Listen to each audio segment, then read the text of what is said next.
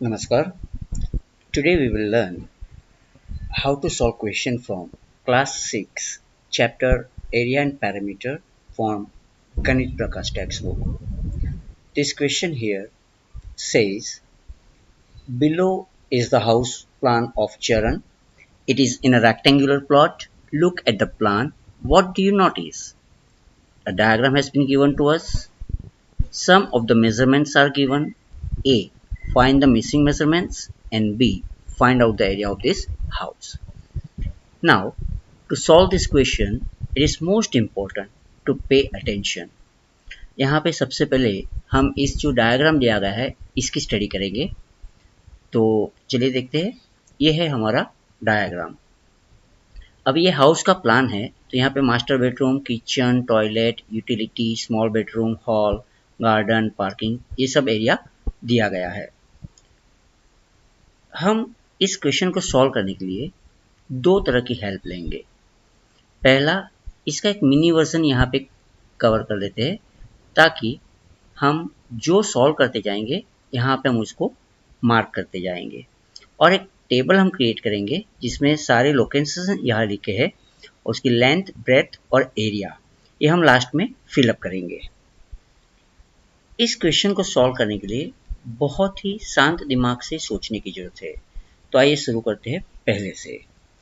यह है हमारा डायग्राम जो दिया गया हुआ है। अगर आप ध्यान से देखेंगे तो इसमें जो मास्टर बेडरूम है इसका लेंथ एंड ब्रेथ एरिया के साथ दोनों दिया गया हुआ है। किचन जो है उसका लेंथ एंड ब्रेथ एरिया के साथ दोनों दिया गया हुआ है। बाकी सब जगह पे कहीं पे एरिया और दोनों डायमेंशन मिसिंग है और कहीं पे सिर्फ एक लेंथ दी गई है और ब्रेथ मिसिंग है। तो हम पहले देखते हैं हमारे पास क्या है और हमें क्या ढूंढना है और सबका डायमेंशन ढूंढने की कोशिश करेंगे।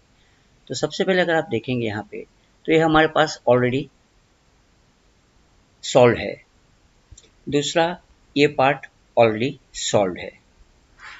तीसरा, अगर आप वापस ध्यान से देखेंगे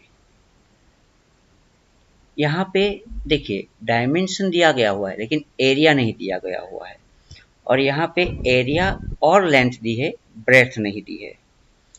थोड़ा सा अगर आप कॉमन सेंस यूज करेंगे तो स्मॉल बेडरूम और किचन दोनों का एरिया देखिए 180 स्क्वायर फीट है और लेंथ जो है वो 15 फीट है। तो जाहिर सी बात है कि यहाँ पे अगर 12 फीट है विड्थ तो ये भी 12 ही होगी, लेकिन हम इसको फॉर्मूला का यूज करके ढूंढेंगे। This is just for your reference. अब देखते हैं यहाँ पे कि ये जो सॉल्व था हमारे पास ये भी सॉल्व हो गया। दोनों सॉल्व हो गया मतलब पहले से रेडीमेड है हमारे पास डिटेल इसकी। अब यहाँ पे देखिए आपको पता है, क्या पता है आपको कि area of rectangle is equal to length into breath.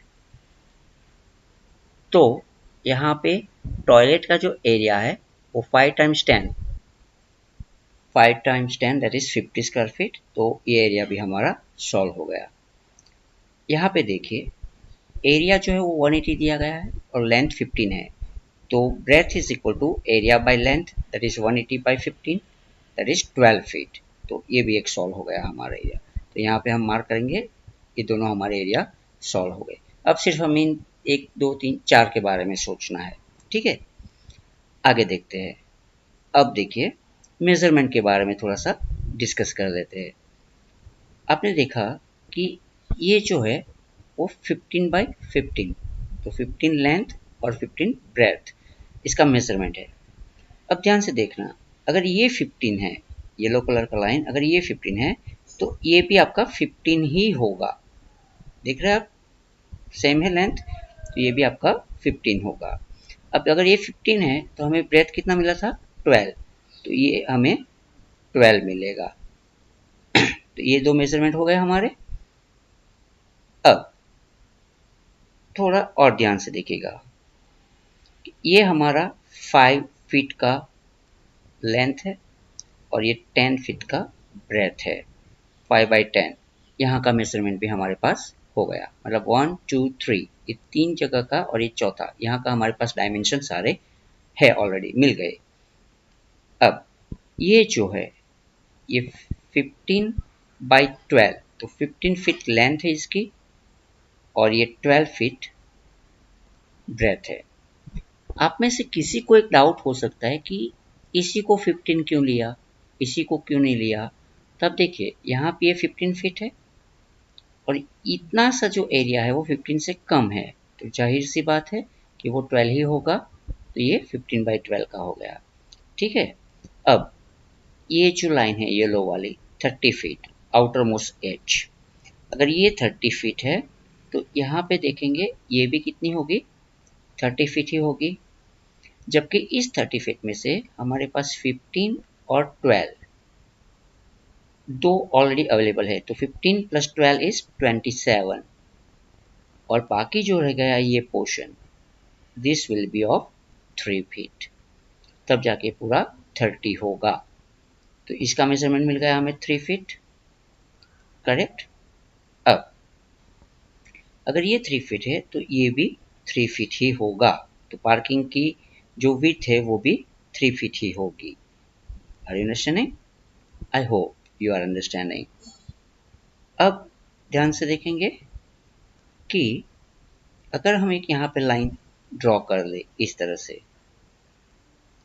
और आप देखेंगे कि ये जो 15 फीट है ये भी 15 फीट है, ये 5 फीट है, तो ये भी कितना होगा, 5 फीट ही होगा। तो पूरा दोनों मिलाकर गार्डन की लेंथ बन जाएगी हमारे पास 20 फीट। ठीक है, अब आगे, इसलिए गार्डन का एरिया बन जाएगा 3 × 20 दैट इज 60 स्क्वायर फीट। यहाँ पे टैक्स कुछ कंजेस्टेड हो रहा है, इसका आप अभी ध्यान मत लो। अभी फिलहाल हम सिर्फ डायमेंशन के ऊपर ध्यान दे रहे हैं कि इसकी लेंथ कितनी और ब्रेथ कितनी और एरिया कितना है, फिर हम इसको लिस्ट डाउन कर लेंगे। आगे चलते हैं थोड़ा सा, तो ये एरिया भी हमारा गार्डन का एरिया भी सॉल्व हो गया, तो हम यहाँ पे मार्क कर देते हैं, यहाँ पे ये गार्डन भी सॉल्व हो गया। अब सिर्फ ये 1 2 3 बचे हैं। आगे चलते हैं, अब ये जो लेंथ है वो 15 फीट का अपने पास ऑलरेडी अवेलेबल है। अगर ये 15 है तो ये भी 15 ही होगा, क्योंकि ये लाइन हमने यहाँ पे ड्रॉ की है। Are you getting? तो इसके चलते हमें पार्किंग की जो लेंथ है वो मिल गई 15, तो पार्किंग का एरिया बनेगा 3 × 15 दैट इज 45 स्क्वायर फीट। तो पार्किंग का एरिया भी सॉल्व हो गया, तो यहाँ पे पार्किंग को मार्क कर देते हैं। अब आगे चलते हैं, क्या आगे बाकी रह गया, ये वाला।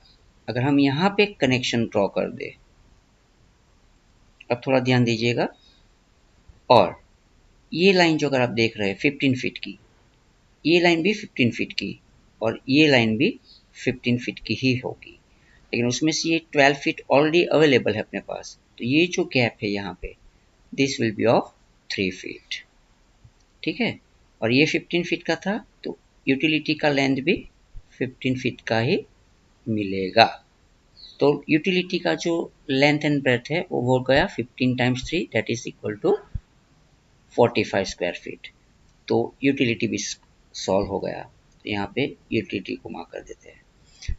आपको अपनी आंसर बुक में ये वाला पार्ट नहीं करना है, सिर्फ टेबल ड्रॉ करना है, याद रखिएगा। अब आगे चलते हैं, सिर्फ इतना सा एरिया रह गया, लेकिन ये कोई ना रेक्टेंगल है ना कोई स्क्वायर है, ये कॉम्बिनेशन है दोनों का। यहाँ से पता चल रहा है हमें ना, 1 2 3 पार्ट में डिवाइड हो रखा है, लेकिन इसको सॉल्व करने के लिए ये वाली लाइन जो है वो हटा देते हैं इस तरह से। तो ये जो लेंथ है 15 + 5 ये पूरा हमको मिल जाएगा दैट इज 20। इस हॉल की लेंथ मिलेगी हमें 20। दूसरी बात, यहाँ तक का जो विड्थ है उसका वो मिलेगा हमें 12 फीट। ऑलरेडी हम जानते हैं, यहाँ से सेम टू सेम रहेगा। तो इस पार्ट का जो हॉल है, मतलब ये जो इतना सा है हॉल, उसका एरिया बन जाएगा L × B that is 20 × 12 that is 240 square feet, 240 square feet. तो इतना एरिया सॉल्व हो गया हमारा, यहाँ पे देख रहे हैं आप। अब बाकी बचा हमारे पास ये वाला पार्ट, ध्यान से देखना। आप इसके लिए क्या कर सकते हैं हम, कि ये 5 फीट था, ये भी 5 फीट ही रहने वाला है, और ये जो 15 फीट था उसमें से ये 10 फीट निकल गया तो ये 5 फीट हो जाएगा। बहुत आसान है, वापस एक बार देख लीजिए। ये 15 फीट था तो ये भी 15 फीट ही रहेगा, उसमें से 10 निकल गया तो बाकी रह गया ये वाला 5 फीट। ये 5 है तो ये भी कितना रहेगा 5 फीट, और 5 टाइम्स 5 इज 25 स्क्वायर फीट, ये इसका एरिया हो गया। ठीक है, तो ये भी सॉल्व हो गया।